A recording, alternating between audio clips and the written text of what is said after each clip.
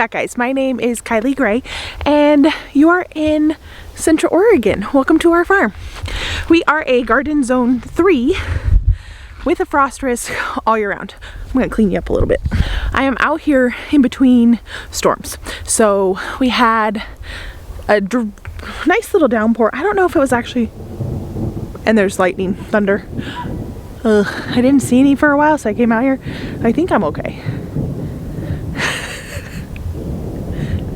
But I realized my last video was a bit, well, I was having a lot of discouragement. I'm feeling a little more optimistic these days, and I really wanted to show you some positive things about my gardening efforts this year. It's because I feel like you should see them, because some of them are pretty good, and just chat with you guys. So I've been getting some mulch in. I started with this bed. I actually need to get some more straw. I have some on order. It hasn't came in yet, but I did replant with kale. I still need to come back with some lettuce heads. But with the rain, my onion started to really pop, and they're doing really good. So the majority of my onions from seed, but I do buy some Walla Wallas from Wilco. These are the starts, and they're doing quite well. And they got fried a little bit with the sunshine because I had put them out, I don't know, a month or so ago, and they were doing, the sun came out and we had some really hot days and a lot of them got scorched. I told you they'd come back, and you can see that they definitely have, and they're doing really well. But I also want to show you that my own onions that I planted that you could barely see, they're doing quite well as well. And they're really starting to catch up with the started ones. And these are from seed. And when I planted them, they were little baby hairs. I also told you I was going to direct sow some. Let's go check on the ones I direct sowed, and I kind of just want to show you the difference, because let's see, actually a lot of them either aren't coming up or didn't come up. Oh, they are just starting to come up. So this is why I like to start mine ahead of time, because look at this. These are them. There's a bunch of them, but they are just starting to come up from seed, and I planted them a while. Onions they're a really hard seed and they take a while to germinate if you direct sow them. But I did plant these green onions. I obviously really thickly sowed them. They have some of their seed caps still, if you can see that. I had told you some time ago that my twins have been helping me in my garden, and they weeded my elderberries.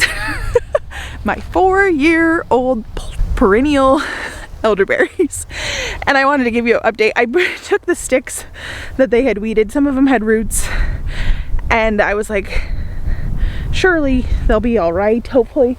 That praise report, they're starting to come up.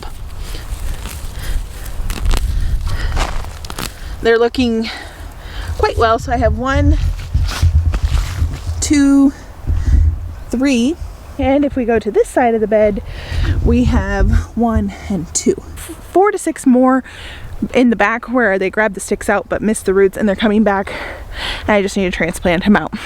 These beds I had a lot of things in, and I'm just replanting them, and that's okay. We're just gonna keep replanting. I really have, it's not like I'm growing to go to market. I'm growing for my family, and we have time to grow everything I want to grow. I was at church today, and I had talked to 2 people. Both said that they don't have a green thumb.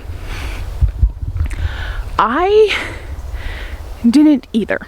And I think you can get into that mindset and say, I don't have a green thumb, I can't grow my own food, I just have a black thumb. You really don't.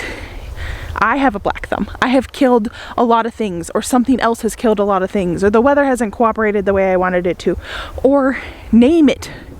You name it. I deal with this all the time. I just grow enough of it and don't give up. I have discouragement, as you can see. Keep coming at it and you keep coming at it, and then people will think you have a green thumb, even though you're like, I kill so many more plants. I kill more plants probably than I harvest, because I think that's what it is to be a good gardener, at least from my perspective. I think that you have to be willing to have the losses as well, because the more you garden, the more you're going to lose, because it's just life. That's how it works. They're plants. Some things are out of control, especially if you're in-ground planting outdoors without a greenhouse or anything like that. You're gonna lose things. Even in a greenhouse, if you're learning a lot, you still will lose things, because it's a controlled environment and you forget that it's a controlled environment. I'm looking at my tomatoes and they're looking really sad. I noticed, sorry, I had to run because I noticed my plants in this greenhouse were not watered good enough. I am getting them some water. It's been some hot days, and inside a greenhouse it can be, you gotta water them. They're my tomatoes. They'll be fine. They just gotta get some water. But I did want to show you this crazy lupin. Isn't it majestic? It's growing in my greenhouse. I think I'm gonna transplant it out, but it is bringing me in my apple tree.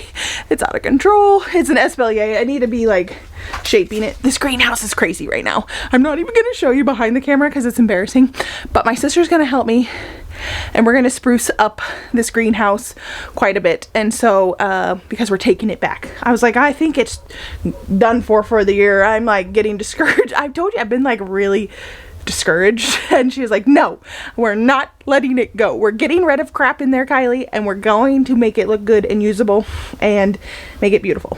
And I was like, okay. She's like, you should want to be in there. It's a pretty greenhouse. And I was like, I know, but I don't. So anyway, my apple tree is flourishing. My lupin, look at it. It's like the best lupin in the world. Isn't she gorge? But look at this. These are the pods. Do you see them? You let those pods dry out, they'll have the seed for your lupin. Lupin is a perennial. Oh, and it smells. Oh my gosh. I don't know if I've ever smelt you before. You're amazing. You're so amazing. You smell so beautiful. But look at that happy plant, guys. I mean, I'm not short, even though my family thinks I am. I'm 5'6" 3/4. Oh, it smells wonderful. And look at it's like, yeah, it's doing good. Okay, I'm gonna hop out of here. I also have a good bit of peas coming up, and my storage carrots are doing really well. I'll show you them. Get in here and weed these 2 grass patches. But doing pretty good. Look at these babies. Hello, babies. Yeah, so I gotta get in here and get this grass out, and then I'm gonna mulch between them. Saying you have a black thumb is like speaking death to yourself, and you want to speak life to yourself. And it's 100% true that one year you can grow carrots like a fiend, and the next year your carrots don't do well, or whatever. Some crops just do better than others some years. It just depends. It seriously all depends on you, your seed, your weather, anything like that. I'm a believer that you never arrive as a gardener. I guess I could just speak for myself and say I've never arrived as a gardener. I'm very much learning still. And I think there's beauty in learning from very experienced gardeners, and there's beauty from learning from people that are just beginning, even if you're an experienced gardener. And I believe there's beauty in somebody like me who's showing you my failures, even though it's really hard to show a YouTube audience my failures, because pride does want to sneak in on me and be like, do you really want to show people that? Because you're supposed to be teaching people. But yeah, I do want to show you this because, hi, Obes. Obi-Wan Kenobi, what you doing? This is our little mini, he's supposed to be mini, but he's more like a toy Australian Shepherd. Obes. Hi. He needs to go to the groomer. Yes. And no kisses. Hey, leave it alone. And I think there's beauty in sharing things that go awry with your garden, especially when you're teaching people, because if they just see perfection and they you tell them all the wonderful things, and you don't share all of the disasters you're having as well, I think it gives a false impression of gardening where people do think they have a black thumb, because it's not the case. I want to share with you my failures as well as my successes, and especially this time of year for a Central Oregonian gardener, if you're growing outdoors, you're gonna have failure. You're going to have discouragement in the garden, especially if you're new, because we live in one of the most extreme climates in the world. And you have to realize that we live in a very abnormal place to grow food, but we can grow a ton of food, and you can do it. Just replant. I'm speaking to myself as well, because I am coming out of weeks of discouragement and wanting to not necessarily quit, but wanting to not have to, well, kind of quit, and having to kick myself in the butt to get going again and suck it up and plant again. And I'm coming from a place where I have had a lot of discouragement in the garden this year, and I am telling you this now because I'm on the up and up. I'm feeling encouraged. I'm feeling tenacious again. And I have been gardening a while here, and I've spent the majority of my gardening time in Central Oregon, and it is hard, but it isn't impossible, and you can do it. We're at a place where right now news came out that food prices are skyrocketing. Food uncertainty is crazy out there. Inflation is going to go up another 20 to 25% within the next year. Okay, that's on top of where we're already at. You're going to see inflation numbers come out, and if you really dive into there, you'll hear the news, mainstream media go into and say, well, it didn't go up as high as what we thought it would. Okay, well, they're saying it went up 8%, which means if you do the math, it's not just 8% or 7% or 6%. It's on top of what was already there. So it's not like it's only gone up 8% total. No, you know that. If you do any type of grocery shopping, which I doubt the majority of the people that are growing their own food have enough that are paying somebody to go and grocery shop and have no idea how much they're paying for food. You see the prices. You look, you can't go to the grocery store today and say, oh, my rice thing of milk or eggs has only gone up 8% since a year ago. You cannot possibly think that. You see the reality, what's in front of your life, because the majority of it is that your eggs and milk have gone up 50%. Your cheese, your chips, your soda, your whatever the freak you're buying, your bread has gone up way more than 6%. It's gone up. You're seeing the inflation before your eyes. Like, take the loaf of bread. This is the price report. I have not bought store-bought bread. Well, for myself, I bought it for Mother's Day.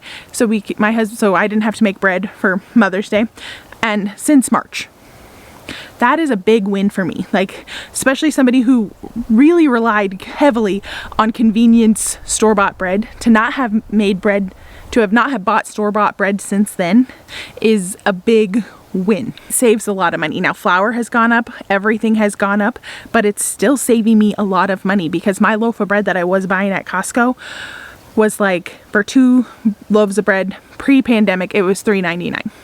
I believe it's $8 or $9 now. Actually, it's not even in stock anymore. They've put in something else that's not as great of quality. Whether it's not in stock or the prices have gone up double, because that's what it had before it went out of stock, it had gone up 50%. If you're seeing that number on just a loaf of bread, but we're not. We're seeing it in animal feed. We're seeing it in the price of diapers or paper towels or toilet paper. Those aren't small percentages. Those are large.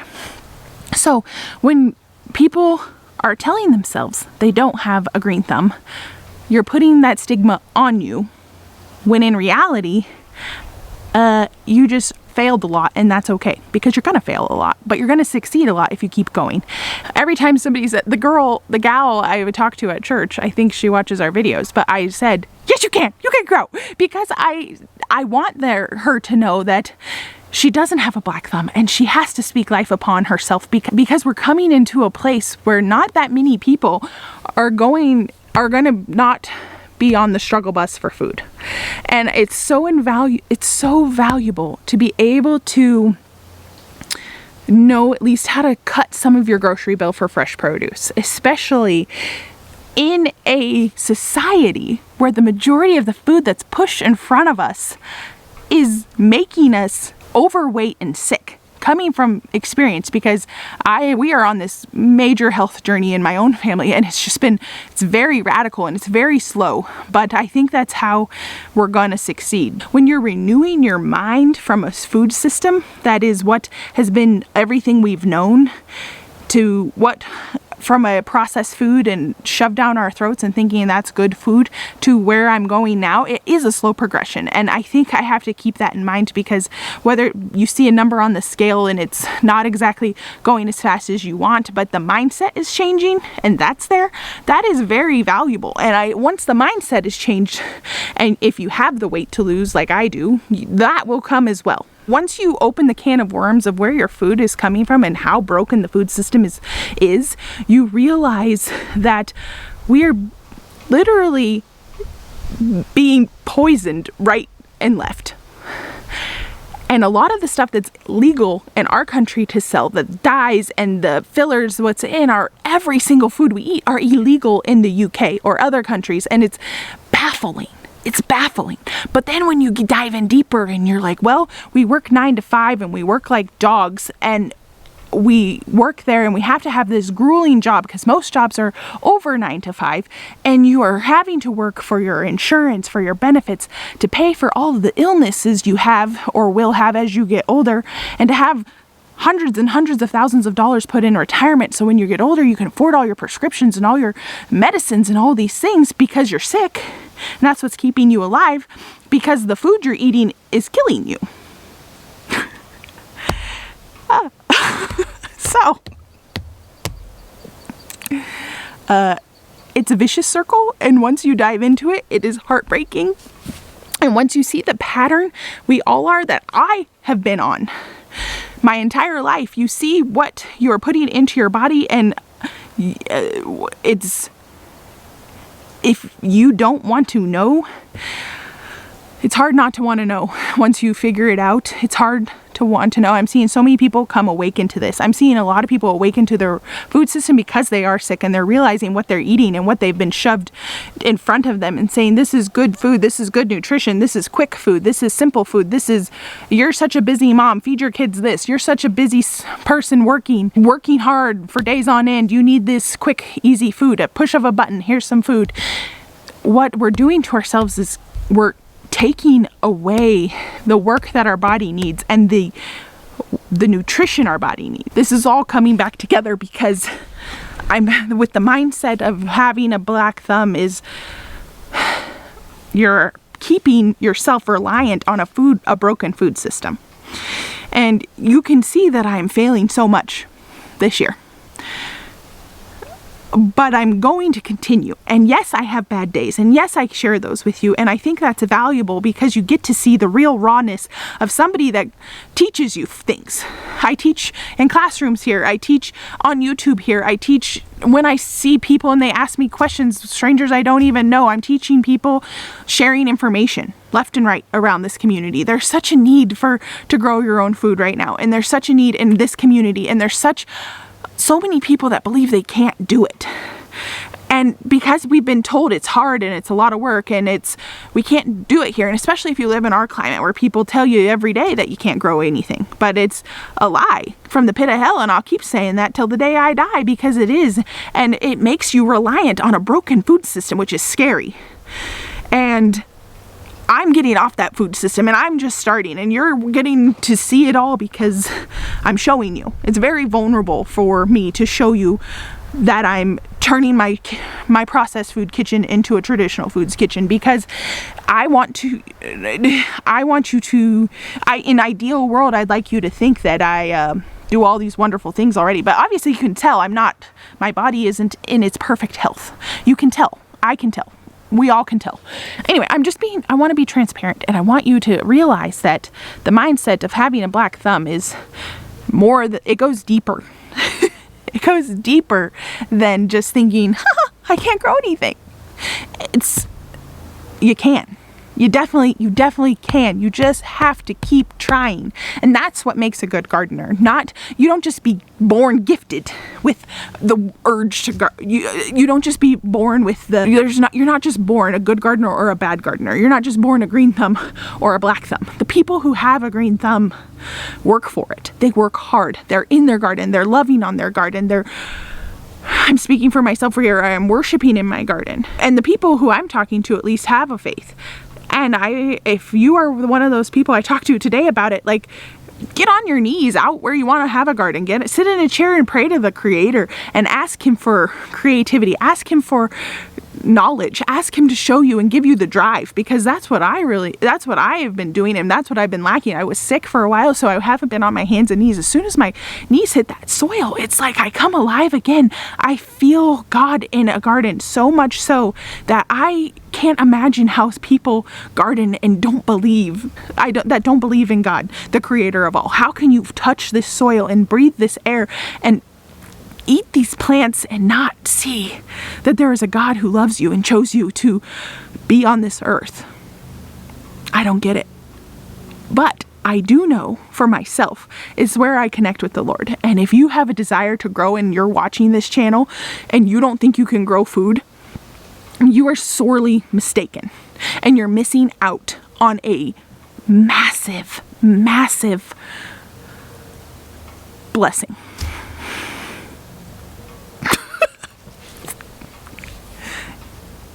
I did not think this video was going to go where it went. And I'm going to pray for you right now. Dear Lord, I just come before you right now. And Jesus, I just pray for these men and women and children, or men and women who are watching this channel, God. I just pray that they will feel your presence, God, and that they will have they obviously have a desire to grow food and know more about growing their own food, Lord. And I just pray that you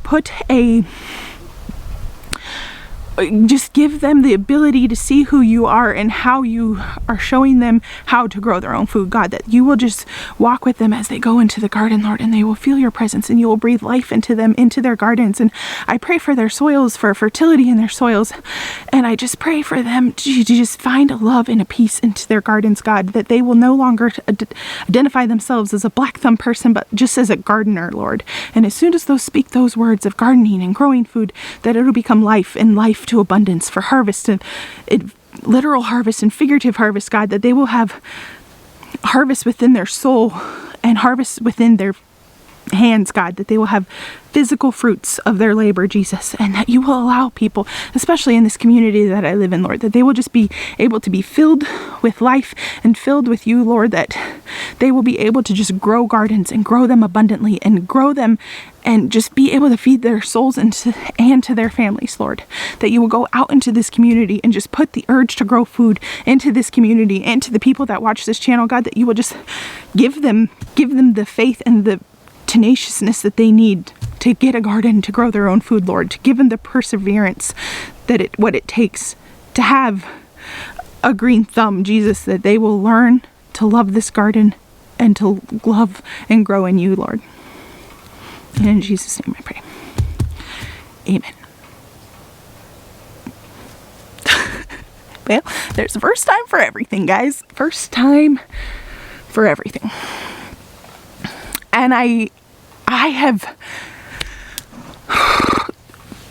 God is bringing his people to him right now. And I was just talking to my husband about this. And there's so many women